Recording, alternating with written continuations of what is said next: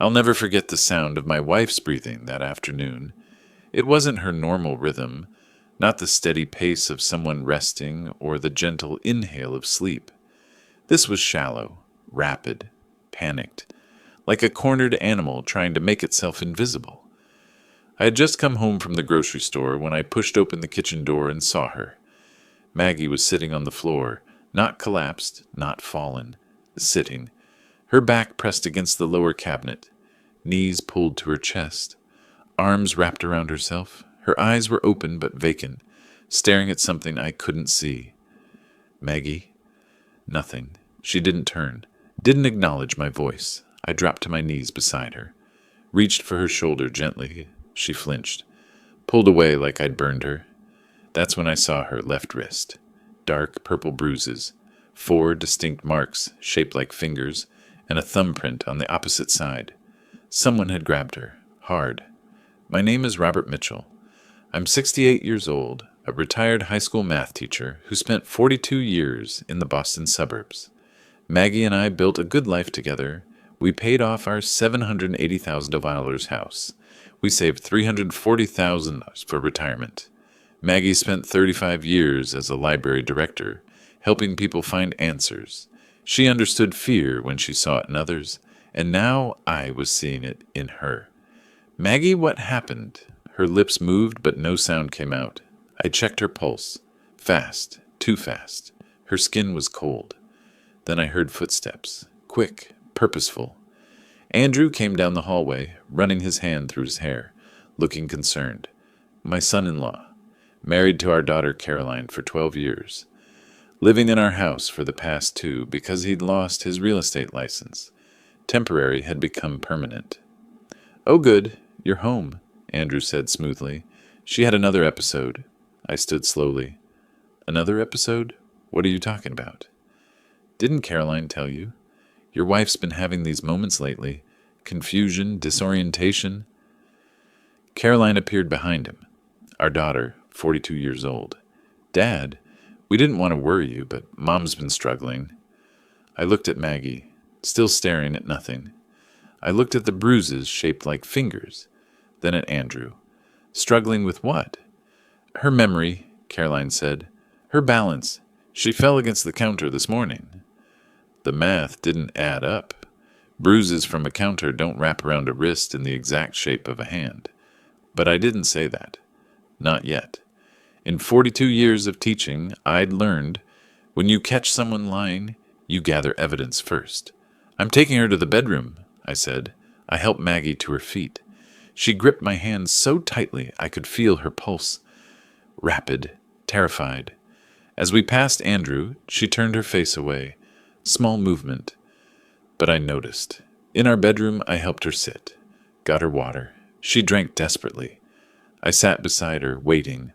5 minutes passed. 10. I heard Andrew and Caroline downstairs. Voices urgent, planning something. Finally, Maggie spoke. Barely a whisper. "Don't leave me alone with them." The words hit like a fist. "Them?"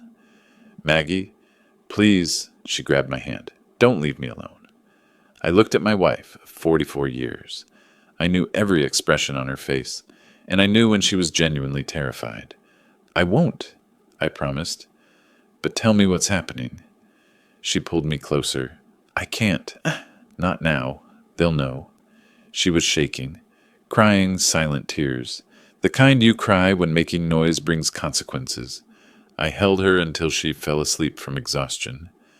Then I went downstairs. Andrew and Caroline were in the living room, phones out. "How is she?" Caroline asked. "Resting." I stayed standing. "You said this happened before." "When?" Caroline glanced at Andrew. He nodded. "A few times. Last week she forgot to turn off the stove." Every word felt rehearsed. Too many details.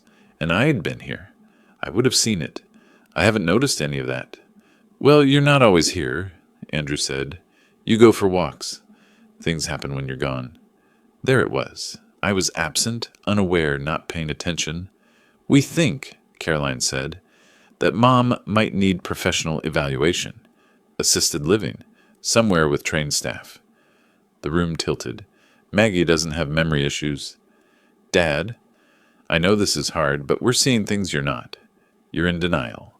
Andrew put his hand on Caroline's shoulder. This house is a lot to maintain. You're both getting older. Maybe it's time to simplify. We could help. There it was. The house.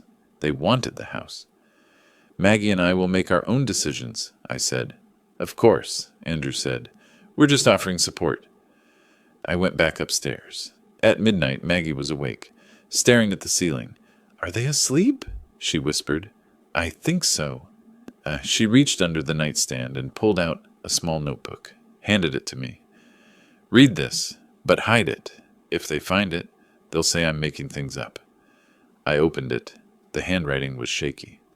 September 3rd, Andrew cornered me in the laundry room, asked me to sign papers. I said no. He grabbed my arm. Caroline was there. She didn't stop him. September 10th, Caroline told me my memory is going, said I forgot to lock the front door. I didn't forget.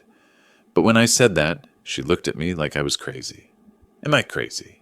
September 15th, Andrew made me sign something today. He twisted my wrist until I did it.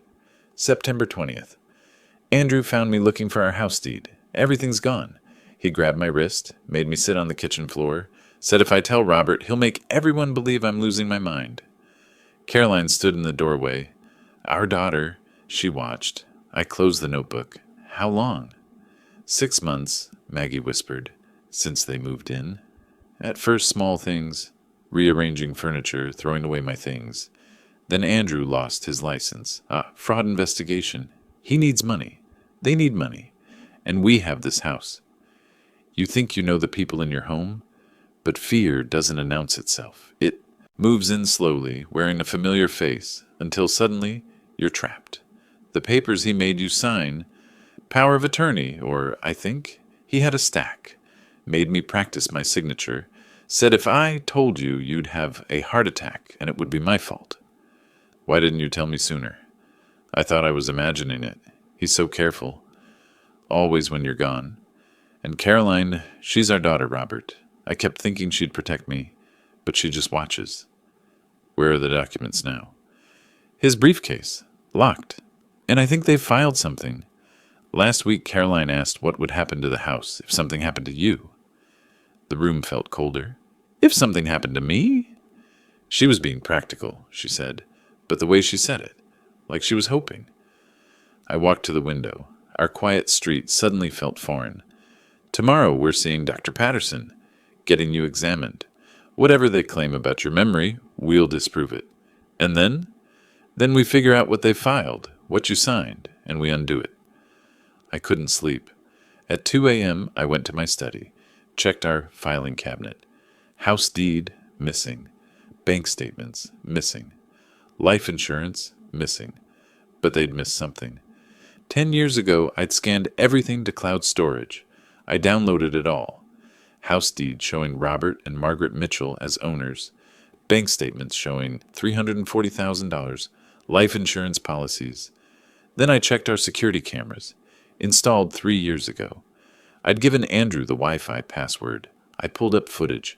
Someone had been deleting segments, specific hours when I was out, but they'd missed something. The system backed up to the cloud nightly. Whatever they deleted still existed. I found footage from 3 weeks ago. Tuesday morning, I'd gone to chess club. 10:15 a.m. The living room camera caught the hallway to the kitchen. Andrew walked past, then Maggie following. I'm not signing anything else, Maggie's voice, firm. Yes, you are, Andrew's voice, cold. We need those documents filed. Robert will never agree. Robert doesn't need to agree. You already signed the power of attorney. That makes us your legal representatives. That's not what I signed. Andrew stepped toward her. Maggie backed away. They moved into the kitchen, barely visible. You signed what I told you. And if you make trouble, I'll make sure every doctor believes you have dementia. I've started the paper trail. All those times Caroline mentioned your confusion, that's evidence. You'll end up in a facility while we sell this house. I watched my wife back against the counter, watched Andrew grab her wrist, watched him twist until she cried out, watched Caroline appear, look at what was happening, and walk away. Anyone who's had to choose between protecting someone or protecting the illusion of family knows this pain. Some choices break you, even when they're right. I copied the footage to 3 USB drives, hid them separately. Then I made a list. Thomas, Chen, elder law attorney, the bank, police. At dawn, Andrew and Caroline left for a supposed job interview. The second their car pulled away, I went to Maggie. Get dressed. We're leaving. Where? Somewhere safe. 20 minutes later, we were driving to my brother's house. Maggie kept looking in the mirror. What if they come looking? Let them. I took her hand. I saw the footage. I saw what he did. I saw Caroline watch. I know everything. She started crying. Loud, wrenching sobs. Finally allowed to break. I thought I was going crazy. You weren't. They were gaslighting you, systematically. I pulled into my brother's driveway, but that ends now.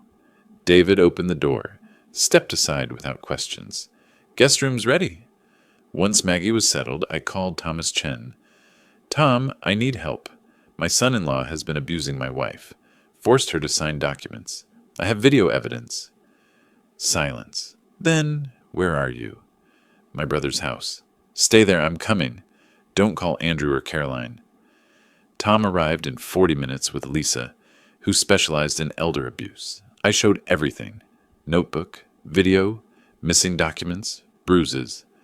Lisa watched the video twice. This is textbook elder abuse. Financial exploitation, assault, coercion, psychological abuse. This is criminal. What do we do? Police, protective order, void the documents. Will it work? Tom leaned forward. With this evidence, yes. But Robert, Caroline will be implicated. She witnessed assault, participated in fraud. This could mean charges against your daughter. I looked toward the guest room where Maggie finally slept peacefully. I understand, I said. My wife comes first. That's when you learn. Blood doesn't always mean safety. Sometimes the most loving thing is standing between danger and the person you love, even when that danger wears a familiar face. Tom nodded.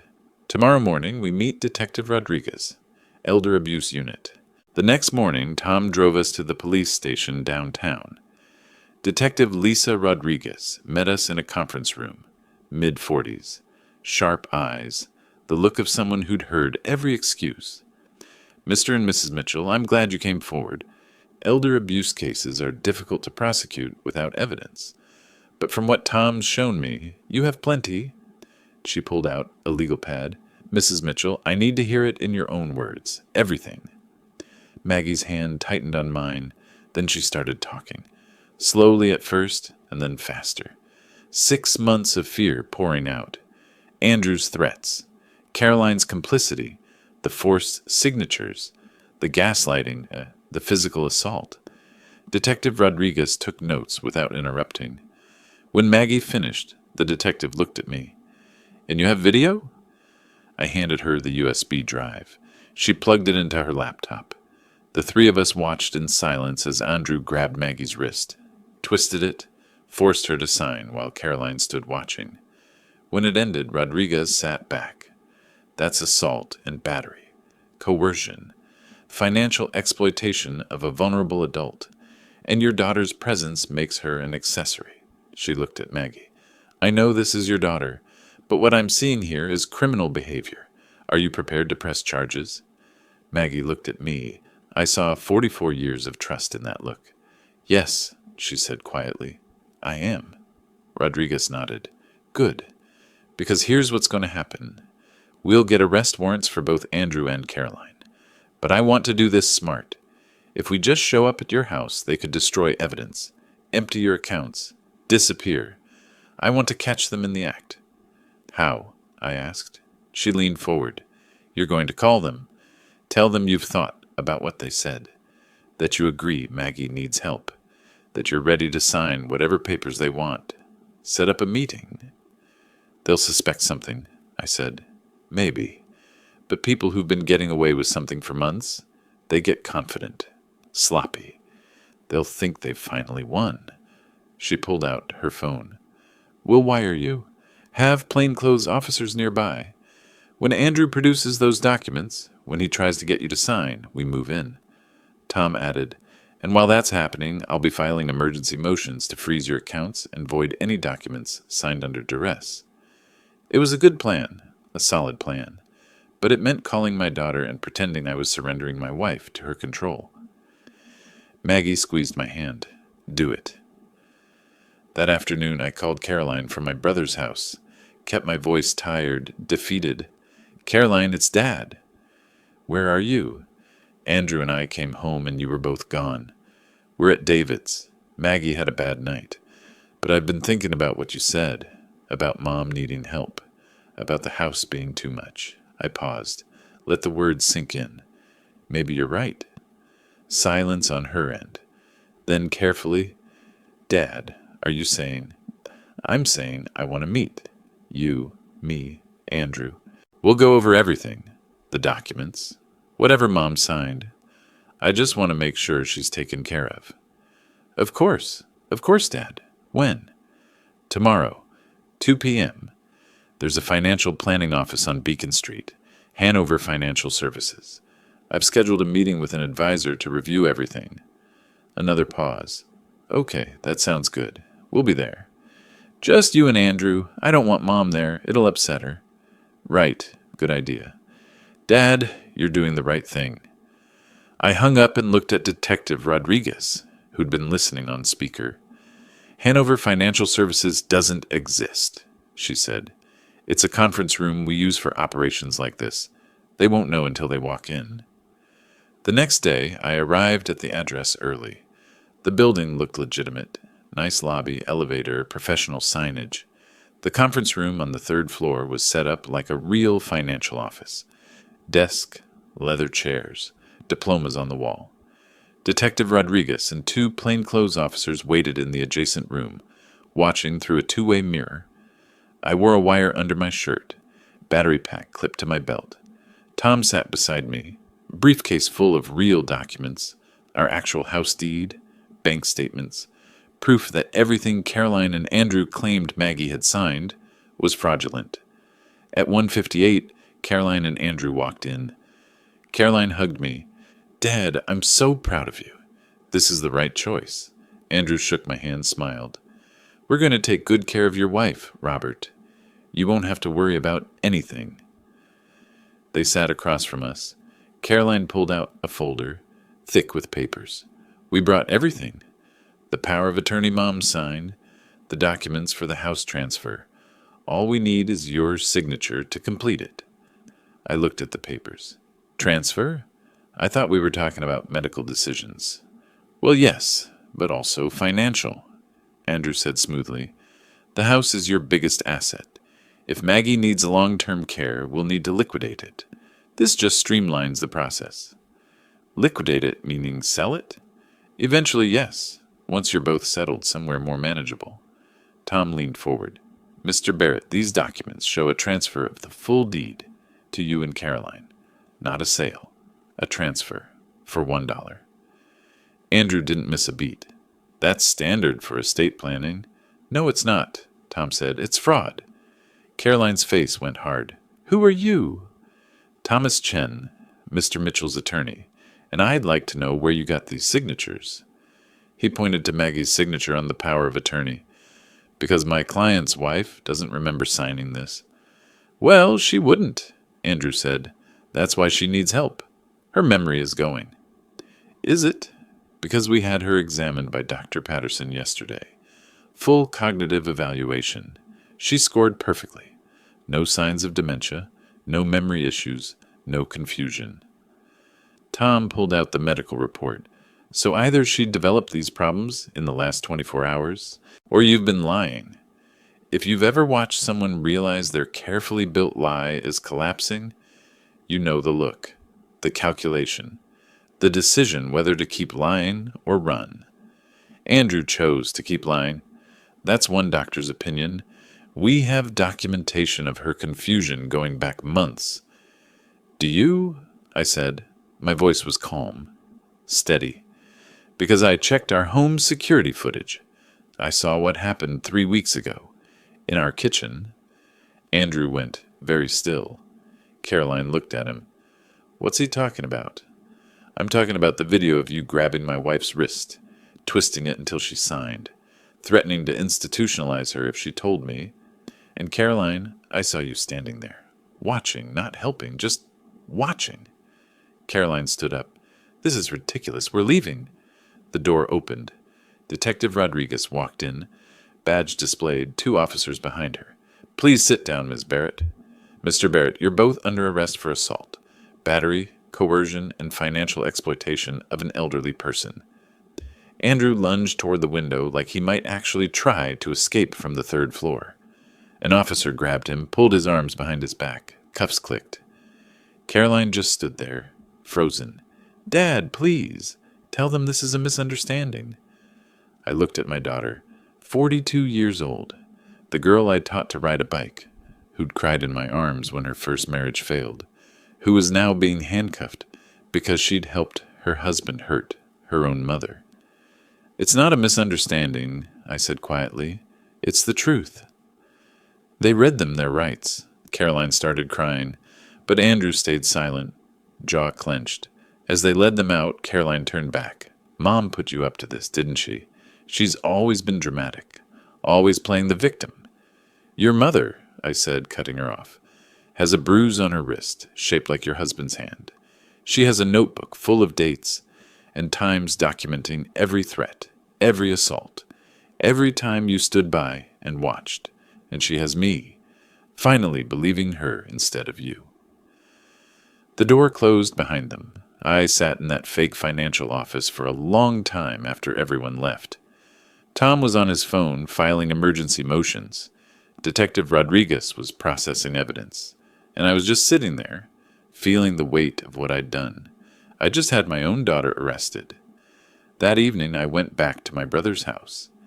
Maggie was in the kitchen helping David's wife with dinner, actually smiling. When she saw me, the smile faded. Did they come? They came. They're in custody. She sat down slowly. Both of them? Both. For a moment I thought she'd cry. Instead, she just nodded. Good. The arraignment was 3 days later. Tom said we didn't have to attend, but Maggie insisted. I need to see it. The courtroom was smaller than I'd imagined. Caroline and Andrew were brought in separately, wearing jail jumpsuits. Caroline looked exhausted, defeated. Andrew looked angry. The judge, a woman in her 60s named Morrison, reviewed the charges. Mr. Barrett, Ms. Barrett, you're charged with assault and battery, criminal coercion, financial exploitation of an elderly person, and conspiracy to commit fraud. How do you plead? Their public defender stood. Not guilty, Your Honor. The prosecutor, a young woman named Sarah Chen, Tom's daughter, stood next.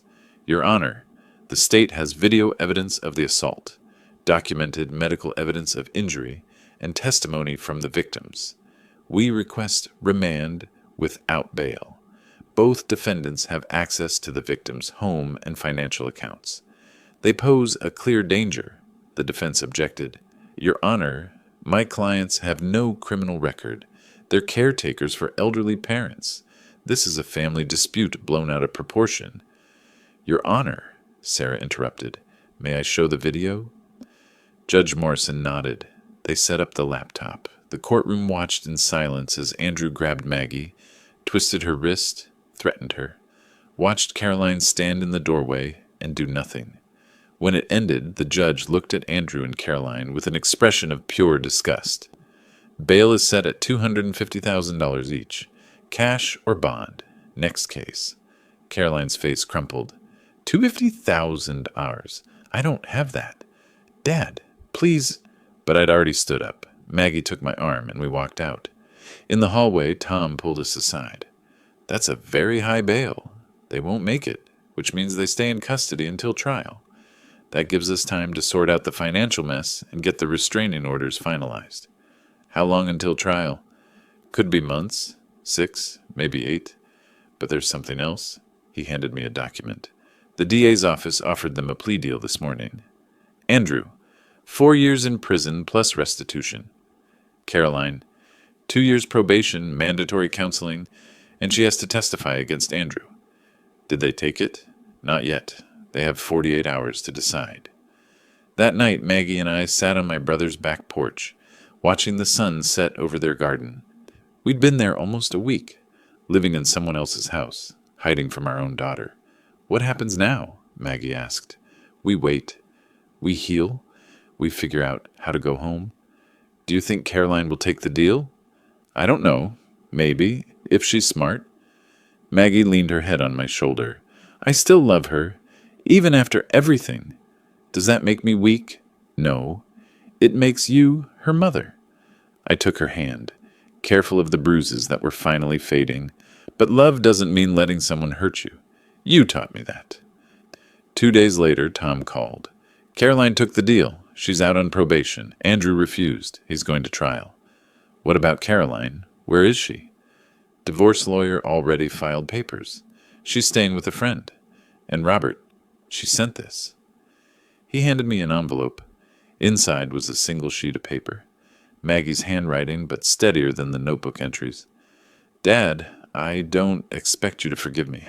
I don't know if I can forgive myself. But I want you to know that I see it now. What we did. What I let happen.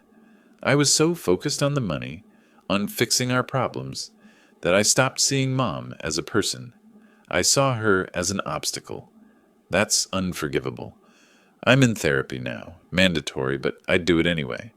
I'm trying to understand how I became someone who could watch their own mother get hurt and do nothing. I hope someday you can believe that I'm sorry, but I understand if you can't. Take care of Mom. She deserves better than she got from me. Caroline Maggie read it 3 times. Then she folded it carefully and put it in her purse. Someday, she said quietly, maybe someday, but not today. The trial took 8 months. We didn't attend most of it. Tom said we didn't need to. The video was enough. But we went for the verdict. The jury took 3 hours. Guilty on all counts. Andrew got 6 years in prison plus $150,000 restitution. The judge called it a betrayal of the most vulnerable kind. Andrew showed no emotion as they led him away. But as he passed our row, he looked at me once. Not angry, not apologetic, just blank. Like he still couldn't understand why we'd made such a fuss over paperwork and a little pressure. We went home the next day, our real home. Tom had arranged for new locks, new security codes, a panic button system connected directly to police. The house felt different, smaller somehow.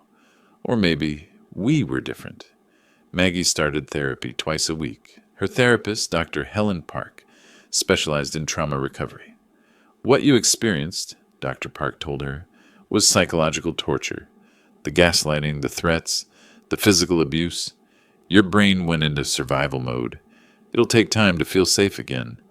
But slowly, Maggie started to heal. The nightmares came less frequently. She stopped flinching when the doorbell rang. She started volunteering at the senior center, helping other elderly people recognize warning signs of abuse. If my story can help one person, she told me, then maybe it was worth surviving.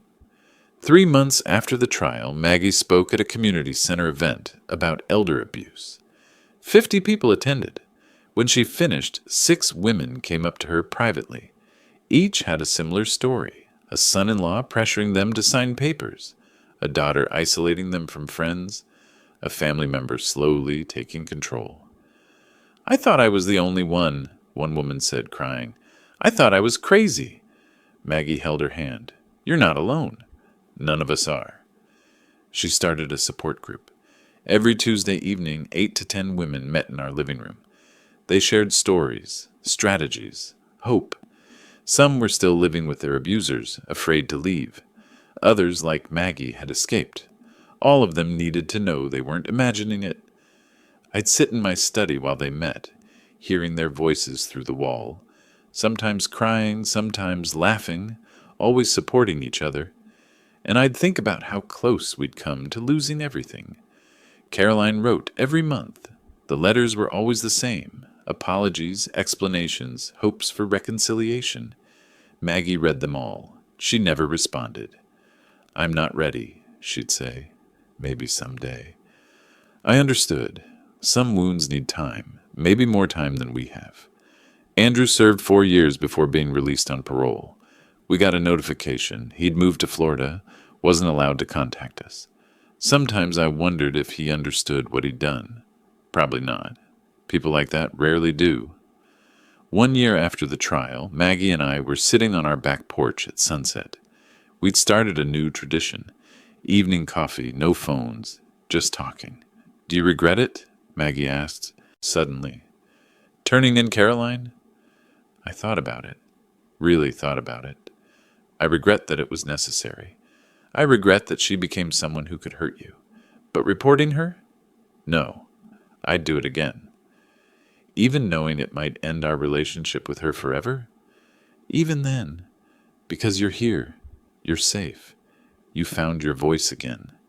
That matters more. Maggie leaned her head on my shoulder. I'm proud of us. For surviving. For not letting them win. They didn't win, but we didn't either. Not really. We just survived. Sometimes surviving is winning. Last month, Caroline showed up at our door. Just stood there, no warning, looking older than her 44 years. Maggie opened the door, saw her, and froze. "Mom, I know I don't have the right to be here, but I'm leaving town next week, moving to Oregon. Fresh start. I just wanted to say I'm sorry. Face to face. No letters, no excuses. I'm just sorry." Maggie stood there for a long moment, then quietly, "Thank you." "That's all?" Caroline's voice broke. "Just thank you." "What did you expect?" Maggie asked. Not cruel, just honest. "Did you think sorry would fix it? That we'd hug and pretend it didn't happen?" "No, I needed you to know." "I know.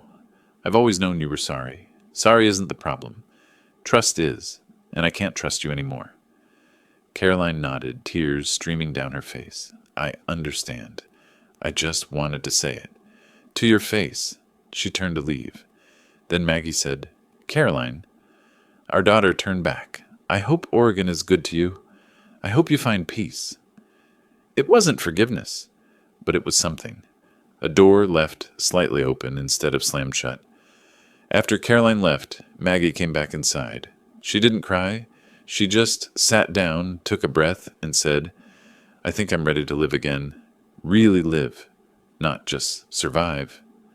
What does that look like? I don't know yet, but I'll figure it out. That's where we are now, 18 months after I found Maggie on that kitchen floor, terrified and trapped. We're not the same people we were. The illusion of perfect family is gone. The trust we had in our daughter is gone. Some things don't come back, but we're here. We're safe. And we're learning that sometimes the most courageous thing you can do is protect yourself from the people you love. My name is Robert Mitchell. I'm 68 years old. I spent 42 years teaching teenagers that math has rules, clear answers, logical solutions. But life isn't math. Sometimes there's no right answer, just the least wrong one. I chose my wife. I chose her safety over my daughter's freedom. I chose truth over the comfortable lie of family harmony. And I'd choose it again, every time, even knowing the cost. Because love isn't letting someone hurt you because you share blood. Love is standing between danger and the person you promised to protect, even when that danger wears your daughter's face. Sometimes the hardest lesson isn't the one you teach. It's the one you learn when everything you believed about family turns out to be wrong. But we survived. And survival, as Maggie said, is its own kind of victory.